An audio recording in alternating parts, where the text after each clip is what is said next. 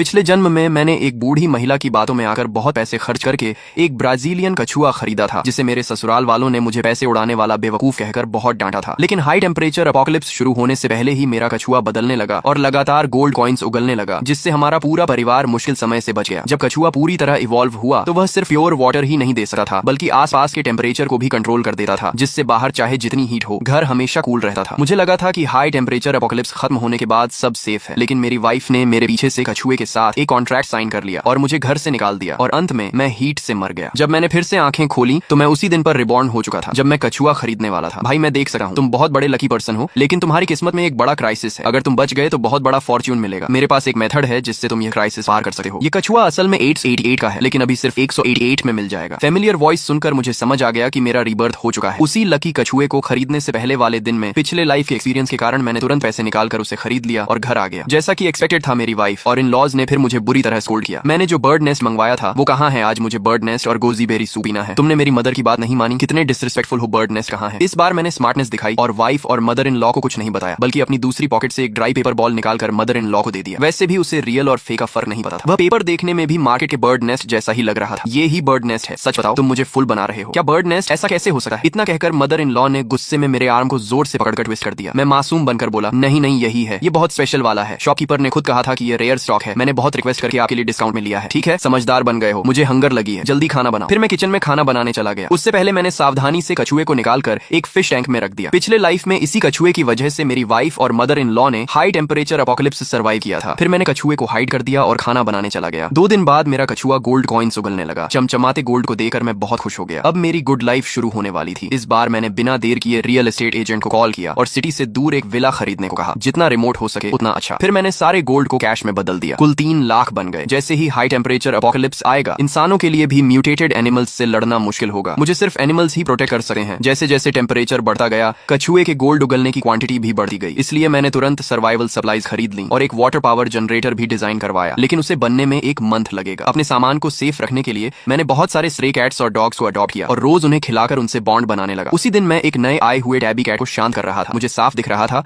कि वह जल्द ही म्यूटेट होने वाला है और जल्दी ही उसकी इंटेलिजेंस अवेकन हो जाएगी। मैंने एक प्लेट में फ्रेश मीट रखा और तभी सामने वाले घर का ओल्ड मैन आ गया। वह मुझसे हमेशा फाइट करता था। पिछले लाइफ में भी वही मेरी वाइफ के कान भरकर मुझे घर से निकलवाने का रीजन बना था और मुझे हीट से मरने दिया था। इस बार उसने मुझे इतने अच्छे मीट से कैट को खिलाते देखा तो वह एंग्री हो गया। इतना अच्छा मीट एनिमल्स को दे रहे हो, पागल हो क्या? तू पागल है? ओह, अब रिप्लाई भी देने लगा। इसीलिए तेरी मदर इन लॉ तुझे फुल कहती है। इतना कहकर वह चला गया और मेरा फेस वाइट पड़ गया। वह फिर से कंप्लेंट करने गया था। वह मेरी वाइफ का फर्स्ट लव था और बाद में मदर इन लॉ ने उसे रिजेक्ट कर दिया था, जैसा कि एक्सपेक्टेड था। मेरी वाइफ और इन लॉज तुरंत आ गए और मुझे क्वेश्चन करने लगे। मेरी वाइफ ने कैट का बाउल पलट दिया और बोली, इंसान को ठीक से फूड नहीं मिल रहा और तुम कैट को खिला रहे हो। निकम्मे आदमी, क्या तुम चाहते हो मैं तुम्हें मारूं? उसकी मुठियां बारिश की तरह मेरे ऊपर बरसने लगी। वहीं जी बोधा आग में घी डालते हुए बोला, अगर मैं तुम्हारे घर का दामाद होता तो इतनी अच्छी मीट जानवरों को कभी न खिलाता। मैं तो इससे अपने सास ससुर की सेवा में लगा था। ये सुनकर सास बहुत खुश हुई। वो जी बोधा को जितना देखती उतना खुश होती और मुझे देखकर उतना ही चिढ़ जाती। फिर बोली, काश मेरी बेटी की शादी उसी से हुई होती। तुम्हारा क्या फायदा? मेरी आंखों में नफरत भरती जा रही थी। ये लोग ज्यादा दिन जिंदा नहीं बचेंगे। मैं इन्हें जरूर सबक सिखाऊंगा। उस मारपीट के बाद मैं और सावधान होकर कॉलोनी में स्ट्रे कैट्स और डॉग्स को खाना खिलाने लगा। आखिर मेरी लगातार मेहनत के बाद कई जानवर मेरे करीब हो गए। इसी बीच तापमान धीरे धीरे बढ़ने लगा। शुरुआत में तापमान सिर्फ 30 डिग्री था, लेकिन तभी से पूरा परिवार परेशान हो गया। कोई घर से बाहर निकलना नहीं चाहता था। फिर लगातार 1 हफ्ते तक गर्मी बढ़ती रही और कम होने का नाम नहीं लिया। तब लोगों को एहसास हुआ कि कुछ बहुत गलत हो रहा है। एक्सपर्ट्स ने एनालिसिस करके बताया कि धरती अब हाई टेम्परेचर एपोकलिप्स में प्रवेश कर चुकी है। रिसर्चर्स ने पाया कि कई जीव म्यूटेट होना शुरू हो गए हैं। उन्होंने कहा, अगर इंसान इस एपोकलिप्स से बच गया तो सिविलाइजेशन एक नए लेवल पर पहुंच जाएगी। न्यूज में लोगों को ज्यादा से ज्यादा सामान जमा करने को कहा गया, जिसके कारण खाने की भारी कमी हो गई। अब 1 किलो अनाज 1 किलो सोने जितना कीमती हो गया था। ऊपर से घर में मैं भी था जिसे वो मुफ्तखोर समझते थे। इसलिए सास ससुर मुझे और नापसंद करने लगे। चाहे मेरी गलती ना हो, सिर्फ खाना बनाते समय भी मुझे डांट पड़ती। तभी पत्नी का पहला प्यार जी बोधा हमारे घर आया। उसके घर में खाना खत्म हो चुका था और वो बेचारगी से मेरी पत्नी को देख रहा था। पत्नी ने तुरंत उसे अंदर बुला लिया और बोली, चिंता मत करो, हमारे घर में अभी काफी खाना है। घर में एक और इंसान बढ़ते ही सास ससुर नाराज हो गए, लेकिन पत्नी से कुछ कहने की हिम्मत नहीं हुई, इसलिए इशारों में मुझे बोलने को कहा। मैं डरते हुए पत्नी के पास गया और बोला, रुयान, हमारे पास इतना खाना नहीं कि एपोकलिप्स निकल जाए। एक आदमी बढ़ेगा तो एक पेट और बढ़ेगा। चाहे तुम अपनी ना सोचो, लेकिन सास ससुर के बारे में तो सोचो। मेरी बात खत्म होते ही पत्नी ने मुझे लात मार दी और बोली, तुम उसकी बराबरी कर सकते हो? तुम हो क्या आखिर? मैंने ठंडी हंसी छोड़ी, लेकिन चेहरे पर कुछ जाहिर नहीं होने दिया। फिर जी बोधा के पीछे पीछे कमरे में गया ताकि उसकी सेवा कर सकूं, लेकिन उसने मुझे रोक दिया। वो मेरे सामने ही खुद को इस घर का असली दामाद बताकर पत्नी से बोला, घर में खाना कम है, फिर भी इस निकम्मे को पाल रखा है। ऊपर से ये बहुत खाता भी है। मेरी मानो तो इसे घर से निकाल दो। उसकी बात सुनकर पत्नी और सास ससुर सच में सोचने लगे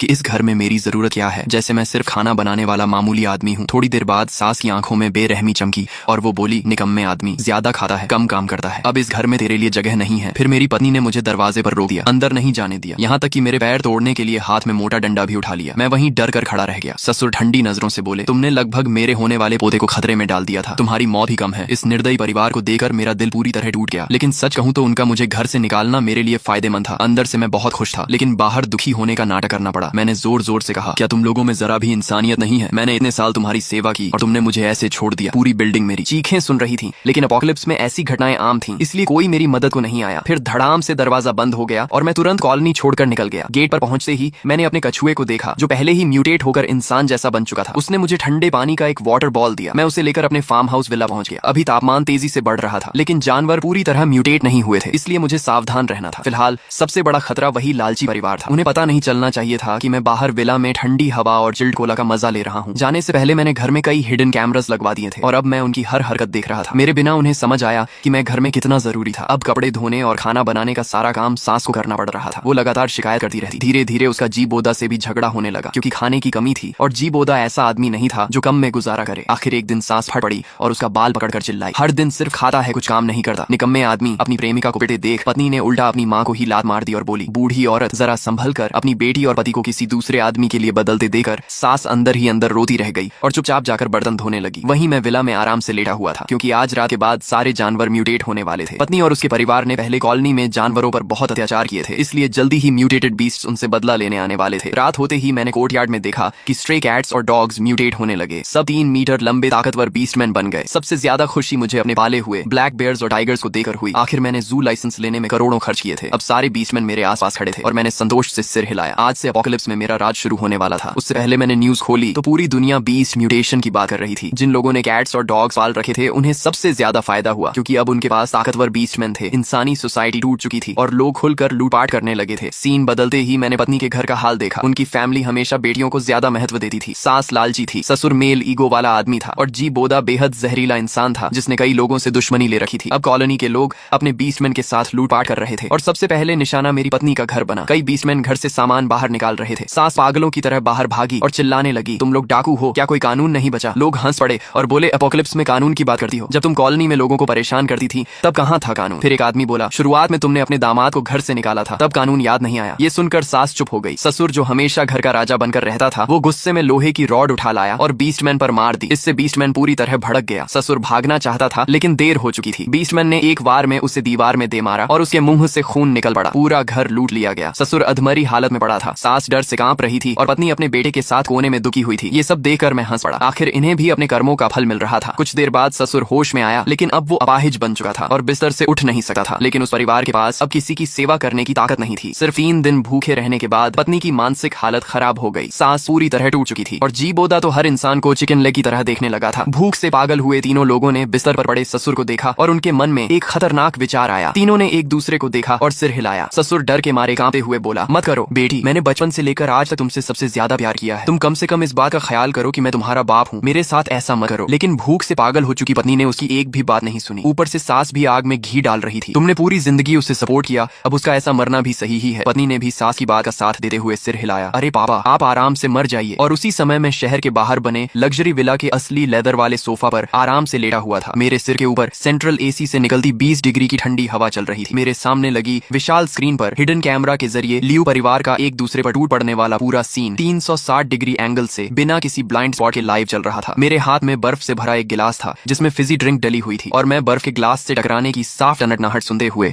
अपने होंठों पर ठंडी मॉकिंग स्माइल ली बैठा था। पिछली जिंदगी में यही निर्दयी लोग मेरे रिसोर्सेज छीनने के लिए बिना किसी दया के मेरे साथ भी बिल्कुल ऐसा ही कर चुके थे। उन्होंने मुझे बेरहमी से घर से बाहर निकाल दिया था ताकि मैं बाहर 60 डिग्री की गर्मी में तड़प तड़प कर मर जाऊं। अब वही जंगल का कानून वाला नरक आखिरकार उनकी जिंदगी में आ चुका था। लेकिन मैं जानता था कि ये अभी सिर्फ शुरुआत है। उनकी असली तबाही अभी बाकी थी। मैंने आराम से सीसीटीवी बंद किया और सोफे से उठ खड़ा हुआ, क्योंकि अब मेरे सामने एक और बड़ा प्रॉब्लम खड़ा हो चुका था। जैसे जैसे तापमान बढ़कर 65 डिग्री पार कर रहा था, पूरी दुनिया में म्यूटेंट एवोल्यूशन बहुत तेजी से बढ़ने लगा था। मैं विला की बड़ी ग्लास विंडो के सामने खड़ा होकर बाहर अपने कोर्टयार्ड को देख रहा था, जहां मेरे पाले हुए सारे स्ट्रे एनिमल्स अब पूरी तरह बीस्ट फॉर्म में बदल चुके थे। जो बिल्ली पहले हड्डियों का ढांचा लगती थी, अब उसका शरीर एक बड़े बाघ जितना विशाल हो चुका था। उसकी मसल्स फटने जैसी लग रही थी और उसके बाल मेटल की तरह चमक रहे थे। वहीं स्ट्रे डॉग्स अब 3 मीटर लंबे मॉन्स्टर डॉगमैन बन चुके थे, जो इंसानों की तरह सीधे सीधे चल सकते थे और उनके पंजे इतने खतरनाक थे कि आधा मीटर मोटी कंक्रीट वॉल को भी एक झटके में तोड़ सकते थे। लेकिन सबसे ज्यादा डरावने वो काले भालू और बाघ थे जो चलते फिरते स्टील फोर्ट्रेस जैसे लग रहे थे। उनकी सांसों से निकलने वाला प्रेशर तक हवा को हिला देता था। इन खतरनाक बीस्ट बॉडीगार्ड्स के रहते अपोकलिप्स में कोई भी मुझे छूने की हिम्मत नहीं कर सकता था। लेकिन इसके साथ एक नई मुसीबत भी शुरू हो गई। इन एनिमल्स के बीस्ट इवॉल्व होने के बाद उनकी ताकत और मेटाबॉलिज्म कई गुना बढ़ गया था, जिसकी वजह से उनका खाना भी बेहद ज्यादा हो गया था। मैंने अभी फीडिंग करते वक्त हिसाब लगाया था कि सिर्फ एक इवॉल्व्ड ब्लैक बेयर अकेले एक बार में आधा सुअर खा जाता है। मैंने जो 3 मिलियन खर्च करके माउंटेन्स जितना सामान जमा किया था वो अकेले मेरे लिए कई जन्म तक काफी था। लेकिन अगर इन सैकड़ों बीस्ट को भी खिलाना पड़े तो ये सामान 3 महीने भी नहीं टिकेगा। और अपोकलिप्स में बैठे बैठे रिसोर्सेज खत्म करना सबसे बड़ी बेवकूफी होती है। इसीलिए मैंने फैसला किया कि अब अपोकलिप्स में फार्मिंग शुरू करनी होगी। वैसे भी अब मेरे पास वो डिवाइन टर्टल था। अब वो पहले जैसा हथेली जितना छोटा कछुआ नहीं रहा था।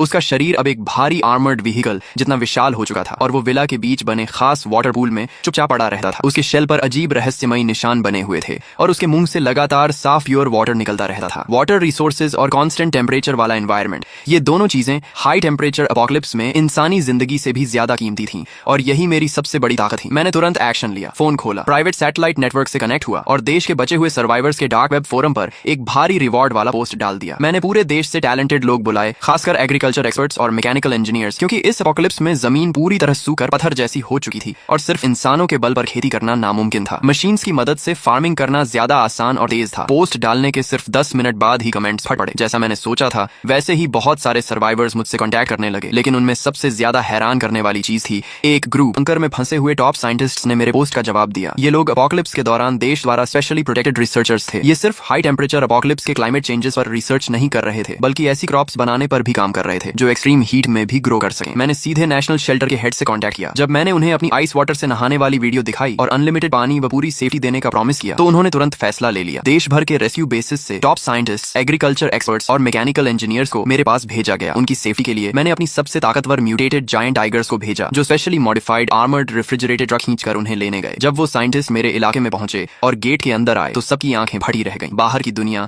60 डिग्री से ज्यादा गर्मी वाला नर्क बन चुकी थी। रोड तक पिघल रही थी, लेकिन यहाँ ठंडी हवा चल रही थी। हर तरफ हरियाली थी और थर्मोमीटर सीधा 22 डिग्री पर रुका हुआ था। सबसे ज्यादा डर उन्हें तब लगा जब उन्होंने विला के अंदर और बाहर सैकड़ों विशाल बीस्टमैन को देखा जो बुलेट प्रूफ टैक्टिकल वेस्ट पहने ट्रेन्ड बॉडीगार्ड्स की तरह खड़े थे। लेकिन असली शॉक तब मिला जब उन्होंने पूल में मौजूद उस डिवाइन टर्टल को देखा। उसके मुंह से वाटरफॉल की तरह लगातार साफ प्योर वाटर निकल रहा था। ये देखकर कई बूढ़े एग्रीकल्चर एक्सपर्ट्स की आंखों में आंसू आ गए और वो वहीं घुटनों पर बैठ गए। ये मिरेकल है, लाइफ साइंस का मिरेकल। चीफ एग्रीकल्चर प्रोफेसर लिन लैंग ने मेरा हाथ पकड़ते हुए कांपती आवाज में कहा, अब इस एंडलेस वाटर सोर्स और कांस्टेंट टेम्परेचर फील्ड की वजह से अपोकलिप्स में फार्मिंग पॉसिबल हो गई है। ह्यूमैनिटी बच सकती है। उसके बाद सब तुरंत काम में लग गए। एक्सपर्ट्स ने बीस्टमैन को हेवी लेबर की तरह इस्तेमाल करते हुए विला के आसपास की जमीन पर तेजी से खेती शुरू कर दी। हमने बहुत बड़े ग्रीन हाउस बनाए जो latest aerospace heat insulation material से बने थे। ये बाहर की 60 डिग्री वाली डेडली हीट और अल्ट्रा वायलेट रेस को पूरी तरह रोक देते थे। ऊपर से टर्टल के वाटर कूलिंग सिस्टम की वजह से ग्रीन हाउस के अंदर का टेम्परेचर हमेशा 25 डिग्री पर रहता था जो खेती के लिए परफेक्ट था। सीड्स वो specially gene edited drought resistant crops लाए थे। प्योर वाटर और परफेक्ट क्लाइमेट की वजह से सिर्फ एक हफ्ते में पूरे ग्रीन हाउस में हरियाली फैल गई। इतनी बड़ी सफलता के बाद शेल्टर वालों ने इमरजेंसी ब्रॉडकास्ट पर यह खबर पूरी दुनिया में फैला दी। बहुत जल्द मैं ग्लोबल न्यूज हेडलाइन बन गया। Apocalypse oasis miracle land. मेरे विला के आसपास की पहले जली हुई बंजर जमीन अब पूरी तरह खेतों और राइस फील्ड्स में बदल चुकी थी। लेकिन मेरे लिए ये काफी नहीं था। मैं एक नया ऑर्डर बनाना चाहता था, इसलिए मैंने सर्वाइवर शेल्टर बनाया जहां अपोकलिप्स में स्ट्रगलिंग लोगों को रखा जाने लगा। रूल सिंपल था, उन्हें मेरे लिए काम करना होगा और बदले में मैं उन्हें प्रोटेक्शन, प्योर वाटर और भरपेट खाना दूंगा। ये न्यूज लगातार ब्रॉडकास्ट हो रही थी और आखिरकार मेरी वाइफ का परिवार भी इसे देख बैठा। उनका अपार्टमेंट पूरी तरह टूट चुका था। न बिजली थी न पानी। घर में सड़ांत फैली हुई थी क्योंकि वहां अब भी उनके खाए हुए फादर इन लॉ की सड़ी हुई बॉडी की स्मेल मौजूद थी। सबसे पहले सास ने टीवी पर मुझे देखा। वो भूख से जमीन पर पड़ी थी लेकिन अचानक चीख पड़ी, अरे ये तो वही निकम्मा आदमी है। उसकी आंखें फटी रह गईं। ये न्यूज में कैसे आ गया और इसके पीछे इतना सारा खाना। सोफा पर पड़ी ल्यू रुयान भी घिसटे हुए उठी। स्क्रीन देखते ही उसकी आंखों में जेलसी और गुस्सा भर गया। वो हरामी आदमी हमसे अलग होकर खुद लग्जरी लाइफ जी रहा है। उसने जरूर हमारे पैसे चुराकर ये सब बनाया होगा। उसे ढूंढो, मैं उसे घुटनों पर ला दूंगी। मैं उसे जिंदा नहीं छोड़ूंगी। तभी पास में बैठा जी बोदा जो दीवार की सड़ी हुई लेयर खा रहा था धीरे से बोला, रुको, अगर ये फेक हुआ तो, अगर ये एडिटेड वीडियो हुआ और लोगों को मजदूरी के लिए बुलाया जा रहा हो तो, बाहर की गर्मी में हमारी हालत ऐसी है, बाहर निकलना मतलब सीधा मरना। उसकी बात सुनकर ल्यू रुयन सोच में पड़ गई। फिलहाल इस मनवा के अभी तक इतने ही पार्ट्स बने हैं। जैसे ही इसके नए पार्ट्स रिलीज होंगे